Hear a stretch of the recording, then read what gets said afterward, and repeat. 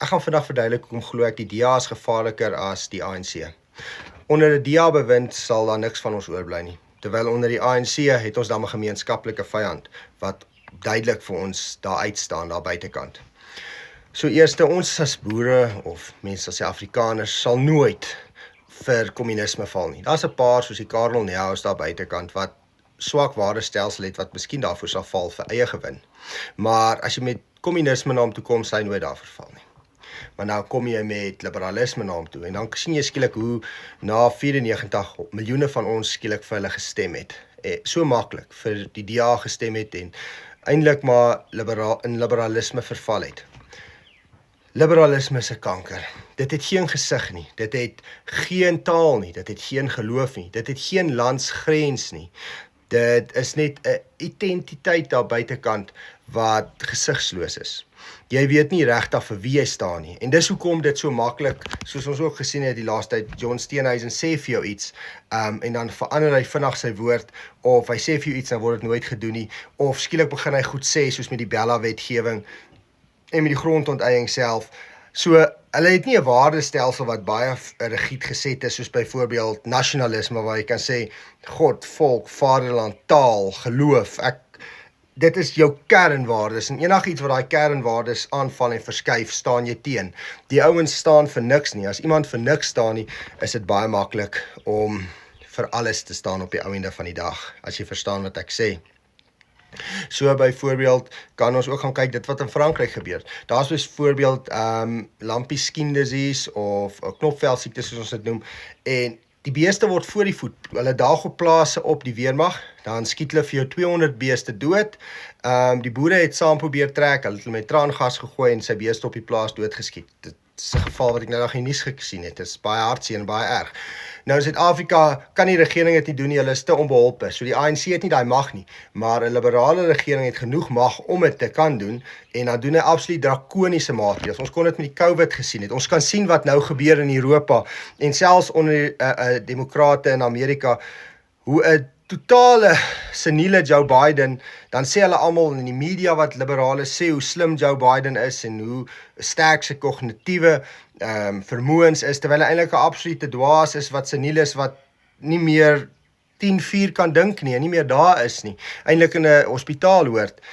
Dit is klassiek, dit is hoe liberalisme is, en daar's nie 'n ding soos klassieke liberalisme nie. Ja seker, dit is klassiek aan die begin en dan verander dit na wokeism, soos hulle vandag sê. Liberalisme word altyd woke, soos dit ouer word, soos ons in die DA gesien het, hoe daar aan die begin baie goed in die Kaap geregeer is, en nou is dit net woke, waar daar skielik immigrasie ingebring word en huise gegee word ten koste van die wat nog altyd vir hulle gestem het, en dis hoekom die PA so goed doen, want die PA is eintlik wellig nasionalisties en sê net ons mense, en hulle is teen immigrasie, en skielik begin die DA aan die hek duik, eers as gevolg van dit, maar hoe daar ook miljoene rande spandeer word as gevolg van individue in die DA wat die LGBTQ optog te help reël. Miljoene daarvoor gespandeer word, en hulle doen geweldig moeite om dit te promoveer daar buite en uit te sit. Iets wat nie nodig is vir die volk nie iets wat nie tot die groter voordeel trek nie, is hulle nog steeds besig om te doen, want dit is altyd wat liberalisme doen.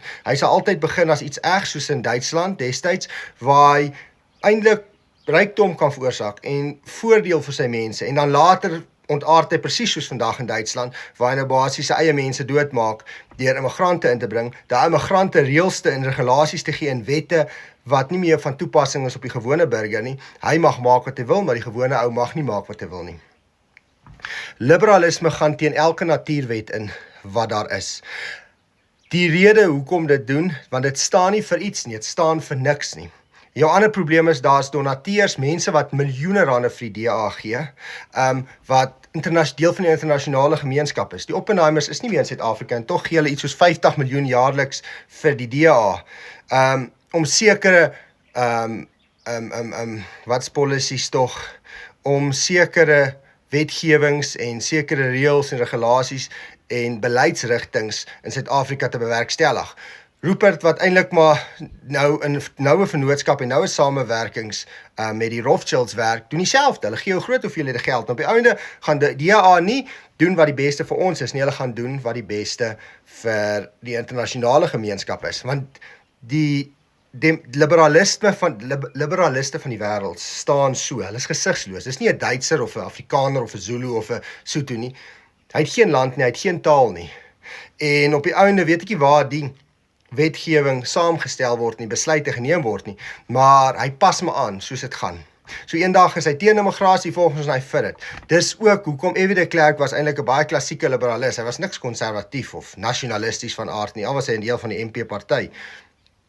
Hy het op die einde geen gesig gehad nie, en die probleem met dit is, hulle het ook geen waardestelsel nie. Sy woord is nie sy woord nie, want as hy vir jou lieg, wat verhoed hom om vir jou leuen te vertel? Staan dit in sy Bybel? Hy het nie 'n Bybel nie. Hy kan sê hy glo in 'n Bybel, want dit is vir hom baie maklik om te sê hy glo in iets, want hy moet sê hy glo in iets, want hy wil kiesers trek. Maar hy glo eintlik in niks nie. Liberalisme is 'n kanker. Dit is teen God se wil, en ek wil vir julle amper sê, ek staan eerder onder 'n onbekwame ANC as ek onder 'n soort van bekwame liberale regering staan. Dit sal nog meer vernietigend op die ou ende van die dag staan, want waar dit ons saam gaan stoot, gaan dit ons net nog meer verskeer. En op die einde van die dag het die ervaring vir my gewys, en dit is baie hartseer, dat mense so maklik kan val vir liberalisme. Hoe kan mens stem? Hoe kan mens jou steun gee vir iemand wat pro-aborsie, pro-LGBTQ is, pro-geen identiteit is nie, teen jou taal staan, teen al die goed staan, en op die einde van die dag gee jy jou stem vir dit. Nou ja, as jy moet gaan stem, gee net ten minste jou stem vir iemand wat soort van dieselfde sienswyse is as jy, nie iemand wat kliphard teen dit staan nie. Want op die einde, liberalisme leer jou getalle is belangrik. Maar my Bybel leer my, getalle is onbelangrik. Jy kan een alleen wees, maar jy moet God aan jou kant hê. En op die einde van die dag moet jy doen wat beste is vir jou volk, vir jou mense, vir jou taal,